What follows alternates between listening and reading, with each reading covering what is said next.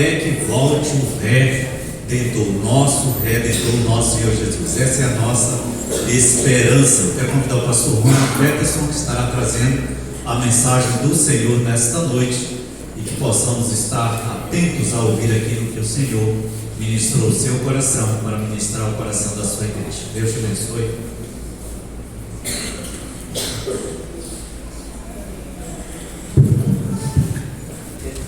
Boa noite. Boa noite. A graça e a paz do Senhor Jesus Cristo, amém? Amém. Glória a Deus. O povo de Deus é um povo alegre. Grandes coisas fez o Senhor por nós, por isso estamos alegres. E ninguém manifesta alegria. Sempre com vigor, entusiasmos, porque grande é o nosso Deus e grandes coisas tem feito por nós. O Senhor é tremendo e grande em toda a terra, igual a Ele não há nem outro. Irmãos, nesta noite daremos continuidade à nossa série de palestras. Não fica ainda ali, uma hora acaba esse guarda-roupa, viu?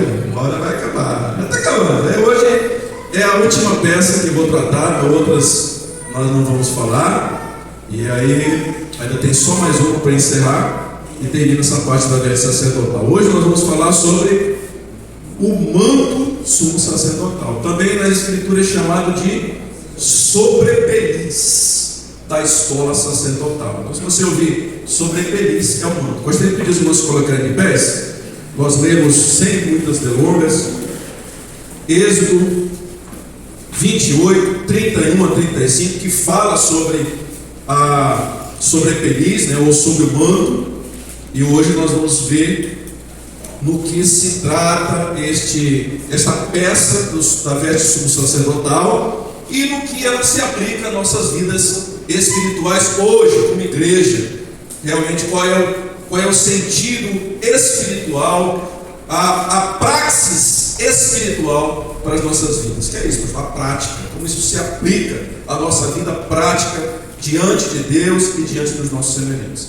Êxodo 28, 31 a 35, temos aí a descrição projetada. Então leiamos. Farás também a sobrepeliz da escola sacerdotal, toda de estofo azul. No meio dela haverá uma abertura para a cabeça, será debruada essa abertura como a abertura de uma saia de malha, para que não se rompa, não pode quebrar, rasgar. Olha que coisa interessante. Em toda a orla da sobrepeliz farás romãs de estofo azul e púrpura e carmesim e campainhas de ouro no meio delas. Haverá em toda a orla da sobrepeliz uma campanha de ouro e uma romã, outra campanha de ouro e outra romã. E o 35, esta sobrepeliz estará sobre Arão quando ministrar, para que se ouça os seus sonidos, o som dos sinos, quando entrar no santuário diante do Senhor e quando sair, e isso para que não morra. Senhor nosso Deus, Pai Santo, nesta noite te pedimos, em nome do Senhor Jesus Cristo, que tu fale aos nossos corações aquilo que precisamos ouvir da tua parte, ó Deus, aquilo que o Senhor deseja nos ensinar.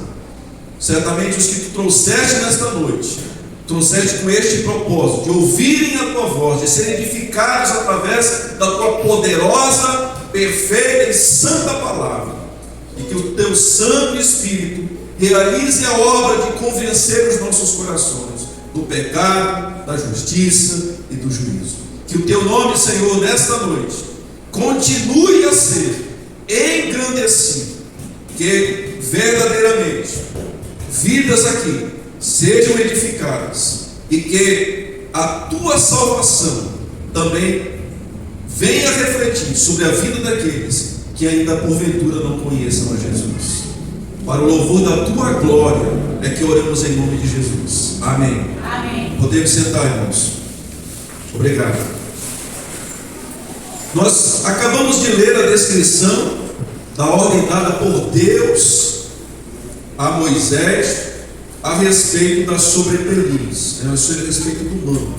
Então, primeiramente, nós vimos que o manto ele tinha que ser todo de que cor? Ele tinha que ser todo azul, com bordas feitas de romã, a borda do manto com romãs e campainhas de ouro, que deveriam estar ao redor, na borda deste manto. E o som, segundo a palavra de Deus, era o som da ministração que Arão haveria de realizar. Ou seja, toda vez que ele entrasse no tabernáculo para ministrar diante do Senhor, e isso ele só fazia quantas vezes, pastor? Uma vez por ano, no Yom Kippur, ou seja, no dia da expiação. Ele entrava para que ele pudesse fazer expiação pelos pecados dele, pelo da sua família e pelos pecados do povo. Era por ele primeiramente, depois pela sua família e depois pelo povo. Então havia essa sequência, o texto vai descrever isso. E quando ele entrava para fazer essa ministração, ele precisava então entrar com esse manto, porque cada ministração que ele realizava, cada ato que ele realizava, o que acontecia? Havia um sonido, e aqueles que estavam lá fora sabiam, ó, ele ainda está vivo na presença do Senhor. Então, se porventura eles não ouvissem mais o sonido, imaginem, irmãos, o que representava que o sumo sacerdote havia morrido. Então, esse sinete, este som, era o som da ministração, e eu coloco aos irmãos, não para a morte, né? Não para a morte, mas para que ele pudesse servir, como nós vamos já perceber, como advertência, como um ato de advertência, um sinal de advertência diante de Deus. E eu coloquei este sino, então, este sino que deveria ser de ouro, ele indicava que a sua vida estava nas mãos de Deus. E aquele sinete era um sinal para Arão de que tudo que ele estava ministrando era por ordenança do Senhor, não era dele mesmo, fazia parte de algo ordenado diretamente por Deus, e ele deveria cumprir restritamente cada um daqueles atos ordenados pelo Senhor. Isso já nos leva a uma grande reflexão de que aquilo que nos é ordenado por Deus, nós temos que ter cuidado, que o nosso Deus requer que nós tenhamos obediência restrita às coisas que Ele nos ordena. Nós não podemos ser desleixados, relapsos com as coisas que pertencem, aquilo que nós vamos adquirindo de conhecimento a respeito de Deus e o que devemos fazer para o seu reino. E ele deveria, Arão, seguir criteriosamente o que havia sido ordenado. Por isso coloquei aos irmãos, eram ações de obediência. Obediência diante de Deus. Portanto, ele deveria expressar toda reverência piedosa, a inteira sujeição humilde à vontade de Deus. Então aquele sinete representava a priori todo este sinal de advertência para Arão. Eu preciso obedecer estritamente o que me foi ordenado por Deus. Eu preciso ter reverência à sua presença. Eu preciso temer a presença do Senhor. E aí eu pergunto para a amada igreja do Senhor Jesus Cristo: será que este princípio de reverência, de obediência, de temor diante da presença de Deus mudou? Será que este sentimento mudou para aqueles que ministram diante do Senhor? Não. Permanece o mesmo padrão de temor, de reverência. O entendimento de que nós precisamos nos aproximar de Deus, temendo o seu nome, nos aproximar de Deus, reverenciando o seu nome, por reconhecer primeiramente quem Deus é. Ele é o Senhor dos céus e da terra. Ele é o soberano Criador de todas as coisas. Então, assim como um filho reverencia sua mãe, assim como um filho reverencia o seu pai, que é aquela autoridade instituída diante dele, que ele presta toda reverência e obediência àquele ser, da mesma forma o nosso Criador, que nos instituiu a vida, que nos instituiu ainda mais a vida eterna, nós devemos a Ele a nossa reverência. Irmãos, enquanto nós observamos na Escritura essa questão da orla do manto, nós vamos perceber algumas coisas interessantes. A orla do manto, ela foi onde a mulher hemorrágica, vocês lembram da história da mulher hemorrágica? Foi exatamente o local, a parte que ela tocou na roupa, na veste de Jesus Cristo. Quantas vezes você já leu na Escritura? A mulher se arrastando, ela veio e a Escritura diz: quem pode ler para nós? Mateus 9:21. Quem encontrar primeiro pode ler para nós. Vejam aí que vai descrever o texto que ela tocou na orla do manto de Jesus. E outro irmão já pode ir abrindo para esse texto de Números 15 também, 38 a 40, que vai nos falar como era no tempo de Jesus Cristo, como era essa obra e o que ela representava. Porque eu não vou dizer que o pastor Rony pregou lá na igreja que aquela obra lá significa tal coisa. Não é invenção de pastor, é a Escritura quem diz o que essa orla representava, a cor que ela tinha e qual o significado dela segundo a palavra de Deus. Aí você vai ver Mateus 9:20. Está aí, né?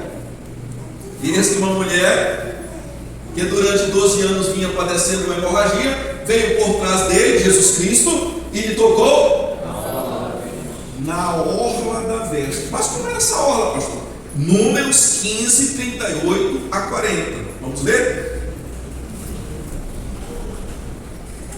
Vai dar para João. Fala aos filhos de Israel e diz-lhes que nos cantos das suas vestes façam borlas pelas suas gerações, as suas bolas em cada canto, presas por um cordão azul. Havia um cordão azul na veste de Jesus, no seu manto, e as bolas estarão ali para que, vendo-as, vos lembreis de quê?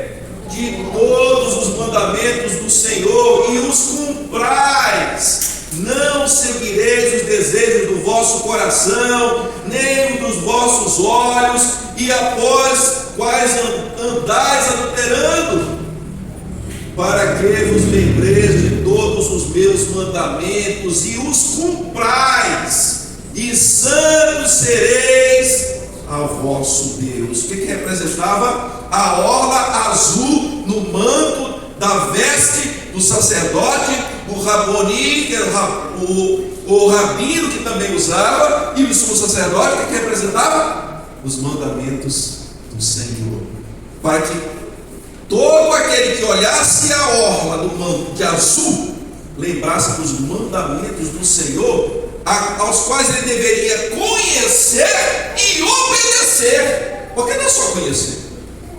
Isso é muito interessante, porque a palavra de Deus diz assim: para que se lembreis e para que os cumprais. Irmão, não adianta nada o quanto você conhece da Escritura, o quantos versículos você sabe decorar, se você não cumpre aquilo que diz a Escritura. Não basta conhecer, tem que cumprir. E é isso que o Senhor nos reclama, é a isso que o Senhor nos chama.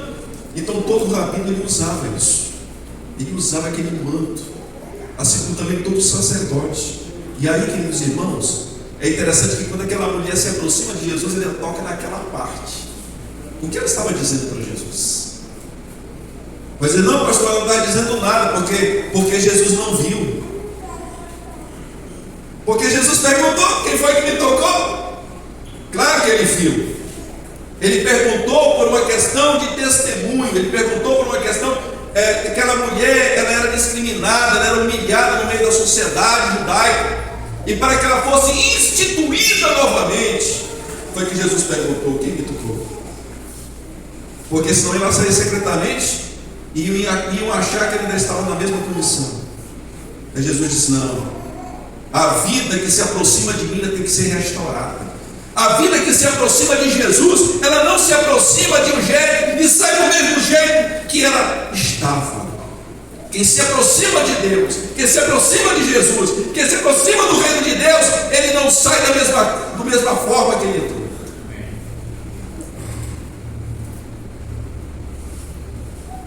Com certeza Deus não quer que você saia nessa noite da mesma forma que você entrou. Você tem que sair com uma pessoa diferente.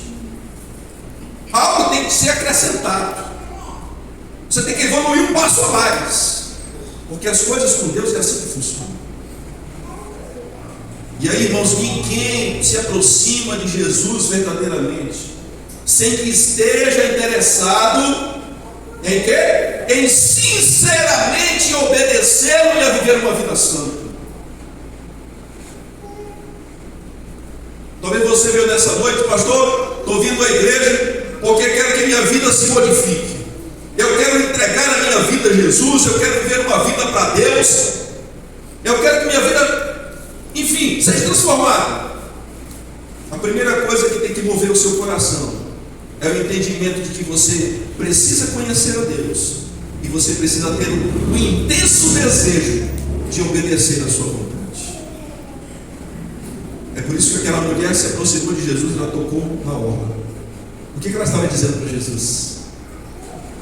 Eu não quero só ser curado, eu não quero só ser transformado, eu quero te obedecer, eu quero ser fiel aos teus mandamentos, eu quero cumprir a tua vontade na minha vida. Quando ela tocou naquela parte do mundo, e Jesus disse: alguém me tocou, e tocou diferente. Viram até os apóstolos dizendo: mas Senhor, o povo está te amassando. Percebe? Quantas pessoas falam que conhecem a Deus? Quantas pessoas falam que são religiosas? Quantas pessoas falam que são cristãos, meus irmãos? Mas quantos verdadeiramente, sinceramente, no seu coração possuem um intenso e sincero desejo de obedecer a Deus?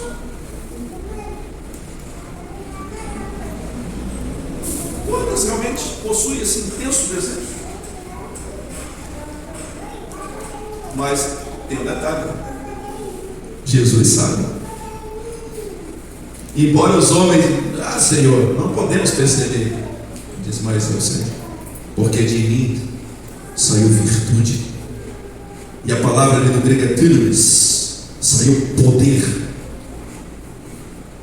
Saiu poder. Poder de cura, poder de restauração, poder de salvação, mas poder de obediência. Irmãos, não vou falar sobre a túnica, que faço menção aí. Era uma das partes que nós poderíamos falar. Mas a túnica, ela era toda de branco. A sobrepeliz, o manto, está por cima da túnica. A última peça é a túnica, e ela é toda de branco. Representa o quê? A santidade.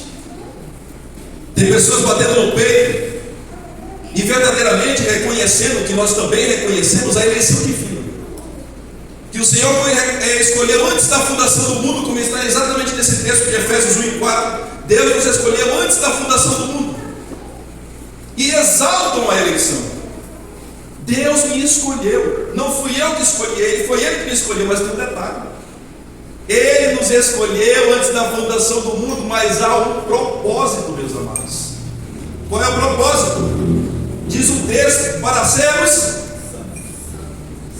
só o pastor Salvador abriu o texto, para sermos santos e irrepreensíveis. Sabe o que é irrepreensível? Não é que não tem falhas, porque não tem um que escape, não tem um que chegaria a esse nível, mas é viver sob uma condição que você não envergonhe o nome de Deus, que você não seja contradizente com aquilo que você fala. Imagina você falar diante dos homens, das pessoas, que você tem uma vida transformada, que Jesus ama, mas você não manifesta amor. É que uma vez a gente brinca com alguns irmãos que dizem: a paz de Cristo. Só faz da paz de Cristo quando chega no setor de trabalho. Só faz da paz de Cristo quando chega na faculdade. Passou alguns minutos, já está gritando com um, chamando palavrão para outro. Mas cadê a paz? Aí as pessoas que estão ao redor dizem: mas a paz de Cristo, onde é que está a paz? Você fala do amor de Deus, irmão e irmã, mas cadê esse amor manifestado com misericórdia, com generosidade, com empatia, com altruísmo em relação às pessoas? Cadê esse amor? Você fala de esperança, mas vive reclamando aqui no seu setor de trabalho. Você vive murmurando das coisas. Cadê a sua esperança? Cadê a sua esperança? Nós cantamos aqui: firme nas promessas do Senhor Jesus. Ser firme nas promessas é viver esta viva esperança, como diz o apóstolo Pedro. É viver a viva esperança. É acreditar: meu Deus, eu posso passar por embates, por lutas, enfrentar inveja, enfrentar calúnias, difamações, tentar envergonhar o meu nome, até sujar o meu nome, mas eu permaneço fiel, porque eu creio nas tuas promessas. Eu creio naquilo que o Senhor tem preparado para mim. E Ele não falha. Ele não falha, Ele é fiel. Então, queridos, este manto, ele era todo de azul. E olha que coisa espetacular, porque agora você percebe uma coisa. Notaram uma coisa diferente aqui ou não? A veste dos sacerdotes, as vestes dos rabinos, era o que era azul? Não, a orla. A orla. E do sumo sacerdote? Toda época. Sabe por quê? Quem representa o sumo sacerdote? Jesus Cristo. E Ele cumpriu toda a lei. Ele cumpriu todo o mandamento de Deus. Ele é o servo perfeito. Ele é o servo fiel. Ele cumpriu tudo. Mas os outros só andavam com a orla, porque representavam isso.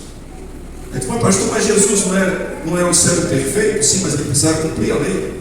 E na lei era assim que andavam os sacerdotes e rabinos. Ele precisava andar da mesma forma. Ele estava na condição, não de Senhor como Ele é, Senhor dos céus e da terra. Ele estava na condição de quê? Filipenses 2 se colocou na condição de servo. Então ele era servo. Por isso ele se vestiu dessa maneira. Prosseguindo, aí nós temos os sinos. Irmãos, o que nós vimos na palavra de Deus? Que toda vez que o Arão ele entrava para ministrar, o que acontecia? Os sinos tocavam. Cada movimento de Arão, o sino tocava. Arão pegava o novilho para sacrificar, os sinos tocavam. Arão aspergia o sangue no propiciatório, os sinos tocavam. Arão voltava, imolava o bode, voltava no Santo dos Santos, e os sinos tocando. E ele aspergia por 7 vezes o sangue do bode ali no propiciatório, e o sino tocava. Ele voltava, e aí ele pegava o sangue do novilho, o sangue do bode, colocava nos chifres do altar do incenso, e o sangue tocava. Oi, o sino tocava. Você está prestando atenção mesmo, né? E o sino tocava. E ele pegava depois aquele bode, aquele novilho, e não queimava no altar do holocausto. Ele tinha que queimar, segundo a Escritura, fora do arraial. Assim como Jesus Cristo, ele morreu fora do arraial de Israel. O novilho e o bode eram queimados fora. E aí o sino tocando o tempo inteiro. O que significa? Nós não podemos estar em silêncio quando ministramos diante de Deus. Quando nós chegamos na presença do Senhor, não podemos ficar em silêncio diante de Deus. Imagina você vir para a casa de Deus para adorá-lo. E aí é louvor por cima de louvor.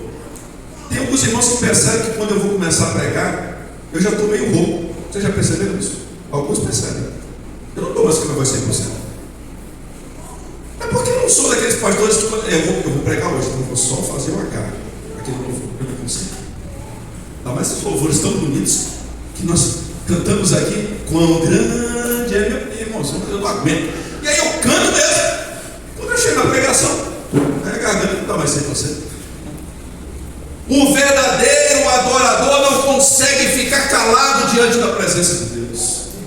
Ele dá amém, ele dá aleluia, ele dá glória a Deus.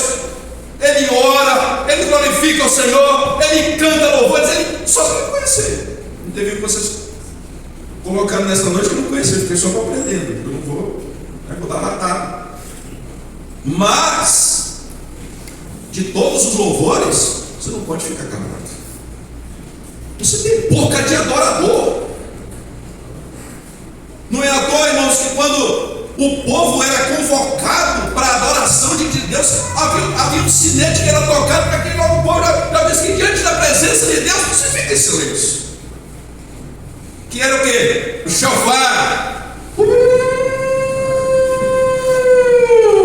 Opa! Chegou a hora da festividade. Não tem como ficar quieto. Aqueles sinos representavam isso. Não se entre em silêncio diante de Deus. Se manifesta. E aí isso se dá como? Eu coloquei os amados na adoração, na proclamação do Evangelho, no testemunho. Quantas coisas Deus tem feito por você? Na sua vida, na sua família, no seu trabalho, nos seus estudos, pelos seus filhos, pelo seu cônjuge. Quantas coisas Deus tem feito na sua vida? Irmãos, os seus membros, sua fala, seus olhos, sua visão, seu corpo, a saúde, quantas coisas Deus tem feito. E às vezes diz, quem pode dar um testemunho aqui para glorificar o nome do Senhor? E fica todo mundo. Eu acho legal quando a irmã Maria faz isso na IBD, e o pessoal fica brincando para falar. Olha, é o Senhor. Está trabalhando na vida dessas pessoas. Elas entenderam que eu tenho que testemunhar mesmo, não tenho vergonha. Deus não nos chamou para timidez, os covardes não herdarão o reino de Deus, está lá em Apocalipse 20. Covarde não herda o reino de Deus. Não foi, o reino de Deus foi para o covarde. Ele fala de Jesus, ele fala do Evangelho, ele fala do que Deus tem feito na vida dele, ele fala quem é Deus na vida dele. Ele não consegue ficar calado. Aquele sino era um sinal, sim, de reverência e temor da presença de Deus, mas também era um sinal de ministração obediente, de testemunho de Deus. E aí, irmãos, eu pergunto, será que nós precisamos temer a Deus neste mesmo nível? Rapidamente, só quero apresentar para vocês dois textos que é bastante conhecido, não é um mistério. Primeiro de Atos 5, de 1 a 11. Não vamos ler esse texto, mas os irmãos conhecem, que é a passagem de Ananias e Safira, que eles tentaram lubrificar os apóstolos, quando eles venderam uma propriedade, né? Venderam o terreno, e aí chegaram lá com uma parte do valor, como se fosse o todo. E aí tentaram mentir ao Espírito Santo, que foi as palavras usadas pelo apóstolo Pedro. O que foi que aconteceu com eles? Porque tem gente que diz assim, pastor, não, pastor, peraí, calma, isso é muito radical. Isso aí era Velho Testamento, isso aí é lá, sabe, Moisés, lá no tempo do deserto. Deus não é mais assim, pastor. Deus é só amor. Eles acham que Deus não é justiça. Eles acham que Deus não aplica mais disciplina no meio da igreja. Olha só que coisa. Então se esqueceram destas duas passagens que eu vos apresento nesta noite. Porque Atos 5, que fala de Ananias e Safira, diz que pelo simples fato, olha o simples. Irmãos, tem pessoas hoje que dizem assim, não tem nada demais. Importante é que dê uma oferta. Meu irmão, importante que dê uma oferta. Olha, Ananias. Olha lá, rapaz, tu disse que era tudo. Me deu só metade, mas está valendo. O importante é que chegue aqui, camarada. Vai lá. Não foi assim, pastor. ambos morreram na presença do Senhor. Às vezes, irmãos, dizemos: Senhor, Tu estás presente neste lugar, mas fazemos coisas que parece que estamos duvidando da presença dEle. Porque você acha que Deus não está vendo você conversando? Não é que tem alguém conversando, não. Que comigo, se conversar, eu chamo a atenção daqui mesmo. Mas conversando na hora que Deus está falando, olhando no celular, lendo mensagem. Irmãos, Deus não está vendo essas coisas? Deus não está julgando estas coisas? Deus conhece o meu e o seu coração. Ele sabe o quanto nós somos sinceros, meus amados. Ele sabe o quanto nós somos verdadeiros. A quem você pensa que está enganando? Ou o que essas pessoas pensam que estão enganando? Outro texto, 1 Coríntios 11, 29 e 30. Eu só gostaria que o pastor Samuel pudesse ler para nós, por favor. 1 Coríntios 11, 29 e 30. Irmãos, está falando a uma igreja, tá? É uma igreja. Igreja do Senhor Jesus. Paulo começa escrevendo essa igreja dizendo aos santos da igreja em Corinto. Santos da igreja. Tá? Porque santo não é o ídolo lá, não. Não é o postínulo, não. Santo é aquele que é separado e vive, toma a sua vida para servir ao Senhor. Uma vida separada do pecado. E aí olha o que Paulo diz, que inclusive é dito na ceia do Senhor. Sim. Pois quem come e bebe sem discernir o corpo, come e bebe juízo para si. Eis a razão, porque há entre vós muitos fracos e doentes, e não poucos que dormem. Razão, porque há entre vocês muitos fracos, doentes. Agora Paulo vai além. Paulo diz assim: tem muita gente que dorme. Ele diz: não poucos, é muitos. O que dorme? O que dorme, hein, pastor? Ah, é porque a gente ficou dormindo, faltou EBD lá em Corinto? Não, não é nada disso. Nos dormem aí é mortos. Porque crente morre? Crente morre? Não para Deus. Para Deus o crente dorme. Jesus disse assim: vamos lá, voltar para Betânia, porque Lázaro dorme. Senhor, não tem que acordar ele não, vamos ter que ir lá para acordar ele. Aí a Bíblia diz: então lhes falou claramente: Lázaro morreu. O crente não morre. Por que não morre? Por causa de João 11, 25. Não morre por causa de João 11, 25. Jesus disse: eu sou a ressurreição. Quem crê em mim, ainda que morra, viverá. Aí o 26 ele diz: porque todo aquele que crê e vive em mim nunca morrerá. A morte não tem poder sobre os filhos que têm a vida eterna. Não tem poder. É por isso que Paulo diz aos Coríntios, no capítulo 15: onde está, ó morte, o teu aguilhão? Cadê a tua afronta, teu açoite? Não existe afronta para aqueles que possuem a vida eterna. Porque ainda que ele morra, ele tornará a ter vida. E queridos, servir a Deus não envolve apenas ações superficiais, sem emoção. É preciso devoção e obediência humilde. Em Mateus 7, 22 a 23, o Senhor Jesus diz que chamar a Ele de Senhor, ou realizar feitos em seu nome, porque ele diz: naquele dia muitos dirão: Senhor, nós pregamos em teu nome, em teu nome nós fizemos cura, em teu nome nós operamos milagres. Jesus vai dizer o que para eles? Foi ele que falou: naquele dia eu vos direi. O que ele disse? Eu nunca vos conheci. Não significa conhecer a Deus simplesmente falar que Ele é o Senhor. O que então significa conhecê-lo? O que significa conhecê-lo? Conhecê-lo é a vida eterna. João 15,3 ele diz: a vida eterna é esta, que conheçam a ti só como único Deus verdadeiro e a Jesus Cristo, a quem tu enviaste. Isso é Jesus orando e falando com o Pai. E a vida eterna é esta, que te conheçam, que conheça Deus e conheça Jesus Cristo. Agora, irmãos, você entenderá porque no passado os cristãos deram suas cabeças, eles martirizaram e viram morrer, e muitos deles na sua frente, a sua própria família, seus filhos, seus cônjuges morreram na sua frente. Sabe por que eles deram a sua vida e permitiram isso acontecer? Por não negar a Jesus Cristo, pelo fato do amor que eles tinham às Escrituras.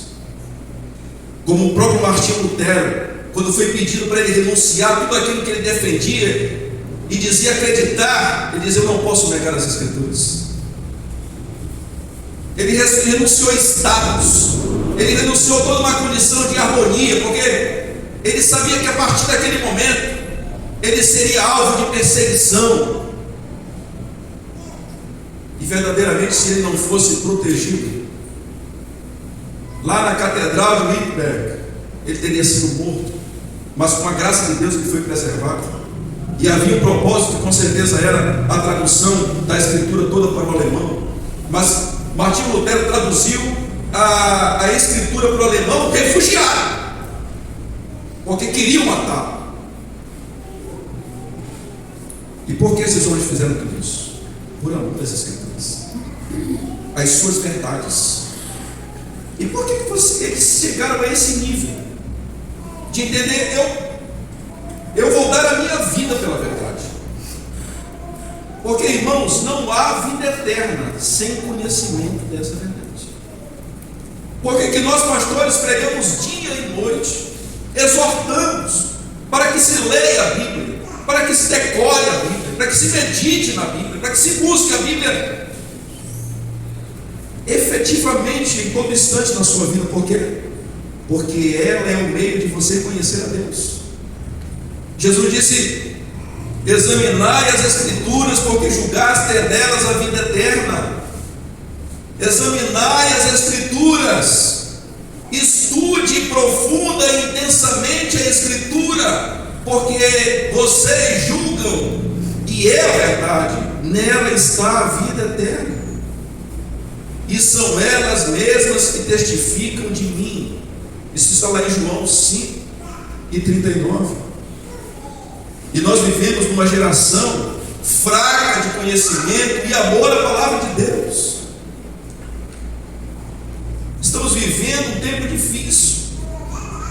Às vezes, quando eu brinco com alguns irmãos, quando eu faço certas perguntas, as pessoas: pastor, o senhor está tentando nos menosprezar, o senhor está tentando nos humilhar. Não, é para nós voltarmos ao entendimento de que, irmãos, sabe como eram os batistas há 20 anos atrás? Quando você chegava e dizia: eu sou um batista, a pessoa se tremia todinha. Dizia: não é esse aí. Esse aí é doutrina na terça, é doutrina na quinta, é no sábado de manhã, é no sábado de noite, é domingo de manhã, é domingo à noite. A maioria são pré-teólogos. Conhece doutrina. Batista conhece doutrina. Eles são conhecidos no mundo inteiro por isso. No mundo inteiro. Os batistas são renomados porque as maiores escolas, as maiores faculdades, instituições de ensino e teologia no mundo inteiro são dos batistas. Os maiores teólogos que surgiram na história, os grandes teólogos, são batistas. O senhor está exaltando então aí de público, pastor, a classe batista que está me ouvindo? Não estou exaltando uma classe batista, estou exaltando o amor às Escrituras, que nós precisamos resgatar, voltar à nossa posição de amar este livro e de viver por ele. Finalmente, as romãs, para quem não sabe o que é uma romã, está aí a fotinha da romã, e ela tem 3 significações, que brevemente gostaria de lhes falar. Está aí no hebraico, né, que é rimô, uma fruta saborosa das Jevaminim, que eram 7 espécies da região de Israel, que há muitas: oliveira, né, o figo e outras. Então, aí é uma dessas espécies romã. Olha como é que ela é. Uma frutinha saborosa. Parece só uma. Quando você parte, tem um monte de sementes. Aí se calcula que ela chega até ter 648 frutinhas dentro dela. Olha como é muito. 648 romãzinhas dentro da romã, que é muito doce, gostosa. A Raquel tomou hoje o xarope da romã. Quando ela comprou, que eu olhei, né, Renato comprou, eu olhei, olha só o xarope de romã. Legal, falou hoje à noite, né? Irmãos, semente, muita semente. O que é semente na Bíblia? O primeiro significado da romã, que tinha que ter na orla lá do manto do sumo sacerdote. Então, em Mateus 13, Jesus ele vai interpretar a parábola do semeador, e quando ele fala da semente, o que ele diz que é semente? A semente é a palavra de Deus. A romã, que é aquela fruta saborosa, tinha várias sementes, irmãos. A romã significa primeiramente a proclamação do Evangelho. Proclamação do Evangelho. Não tem uma pessoa que ela tenha sido transformada pelo poder de Jesus Cristo. Não tem uma pessoa que entenda o quanto esse livro aqui é poderoso para transformar vidas, que ele consiga ficar calado sem proclamar esse Evangelho para as pessoas. Ele não consegue. Ele vai falar, ele vai testemunhar, ele não consegue ficar calado, porque ele sabe que aquele amigo, aquele irmão, aquele familiar, aquele parente, sem Jesus, ele está caminhando para o abismo da perdição eterna. E ele não vai querer isso para a vida daquela pessoa que ele considera, que ele quer bem. A gente chama aqui o seu camarada. Ele não vai querer ruim, e ele vai pregar o Evangelho. O segundo significado da romã é a frutificação. E aí por isso que a irmã Andresa leu Gálatas 5, que fala sobre o fruto do Espírito Santo. Porque embora seja um fruto, a romã não é um fruto, mas quando parte tem quantas sementes dentro? Quantas frutinhas dentro? 600 até 648. Assim é o Filho de Deus. Ele é um fruto do Espírito, um fruto. Mas dentro dele tem vários frutos, que é colocado pelo poder do Espírito Santo dentro dele, para que ele seja esse instrumento para levar e produzir outras vidas. Uma vez aqui na IBD eu perguntei: quantos caroços tem no abacate? Quantos caroços tem no abacate? Um. Quantos abacates tem no caroço? Ninguém sabe? Não. Quer ter que contar a produção do abacate a vida inteira. Querido, você é essa semente, você é esse caroço, você é esse fruto. Deus plantou o Espírito Santo no seu coração para que você produza muito fruto. Eu sou a videira e vós sois os ramos. Se alguém está em mim, esse produz muito fruto. Muito fruto. Não é pouco não. 648. Quando eu estava estudando isso, pastor, eu fiquei pensando: como isso se aplica à minha vida? Quantas pessoas já ganham para Jesus? Mas se eu fizer uma continha, tem alguns déficits aí. Até 648. E eu te pergunto, você já ganhou quantos para Jesus? Essa expressão que a gente usa, né, no Evangelho: ganhar quantos para Jesus? Quem chama para ser Deus, né? Nós sabemos disso.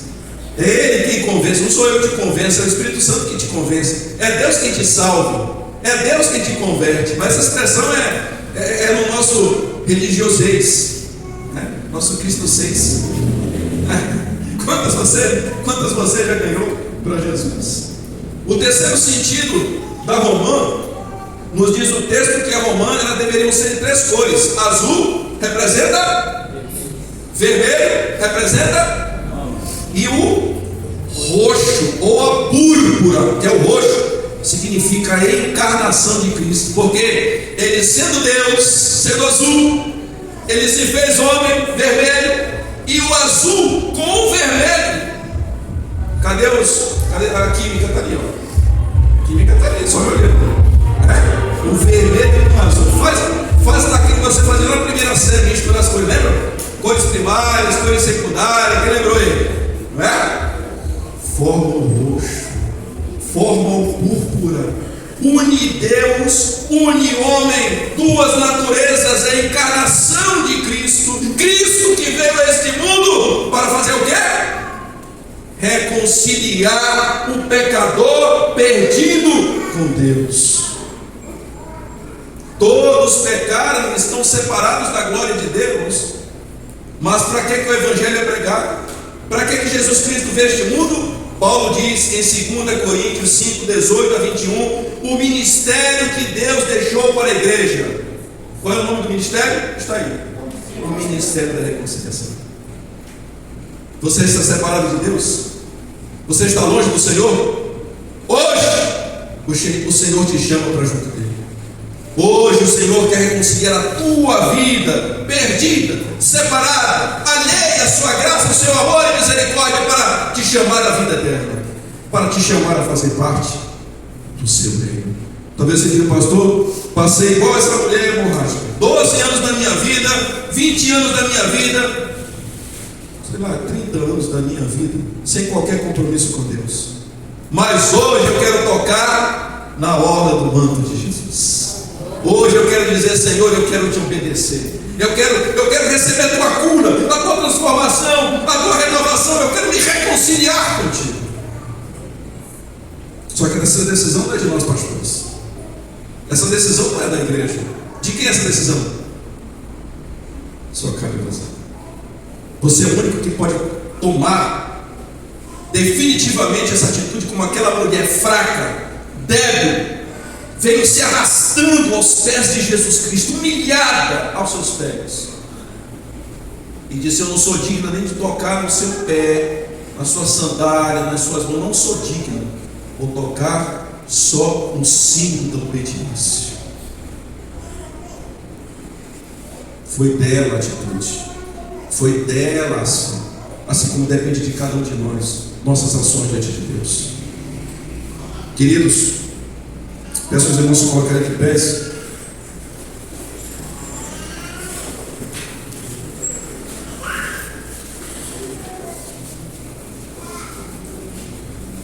Qual é a essência da pregação do Evangelho? Volta só. Qual é a essência da pregação do Evangelho, irmãos? A reconciliação do pecador com o nosso Deus. Essa é a essência do Evangelho. Por que nós pregamos? Para que o pecador se volte para Deus. A comunhão que foi quebrada lá no Éden, ela seja restituída, restaurada. Esse é o propósito da pregação. E concluo: que aprendamos a cada dia reverenciar e temer a presença do onipotente, do onisciente e do onipresente, que é Deus. Lembrando sempre o quê? Que todas as coisas estão nuas e patentes diante daquele que haveremos de prestar contas. Hebreus 9:3. Que venhamos, Hebreus 4:13, que venhamos a produzir o quê? Frutos dignos de arrependimento. Mateus 13:8. Que não sejamos achados sem fruto, como a figueira brava. Lucas 13:5-6. Antes venhamos a gerar o quê? O fruto do Espírito. Gálatas 5:22 e 23. E tenhamos a disposição para produzir muitos frutos, como testificação que estamos arraigados na videira verdadeira, na qual todo ramo produz muito fruto. João 15:1-5. Que o nosso fruto seja permanente. João 15:16. O que é isso, pastor? Aprendendo a cuidar uns dos outros e a realizar obras que verdadeiramente engrandeçam o nome de Deus. E aí, finalmente, Termino com essa frase em latim, dita por muitos pregadores, que diz respeito ao testemunho cristão, que muitos pensam que é de Billy Graham, outros que é de John MacArthur, mas vocês vão ficar nessa noite surpresa de quem é essa frase. E está escrito ali: Evangelho in nomine temporare, siops estere verbis. Meu latim tá ruim, né? Quando eu estudava para ser padre, né? Vou de novo. Evangelho in nomine tempori, siops estere verbis. Ó, melhorei. O que significa? É só vocês rirem mesmo. Quem é que sabe? Só. Bota aí para eu encerrar, tá? Vamos lá. Não é de John MacArthur nem de Billy Graham, tá? Pregue o Evangelho em todo o tempo. E se necessário, qual é a maior pregação do Evangelho? É a minha vida. É a sua vida. A sua vida é a maior pregação do Evangelho. As tuas ações, os teus testemunhos falam 1000 vezes mais alto do que as tuas palavras. Quem falou isso?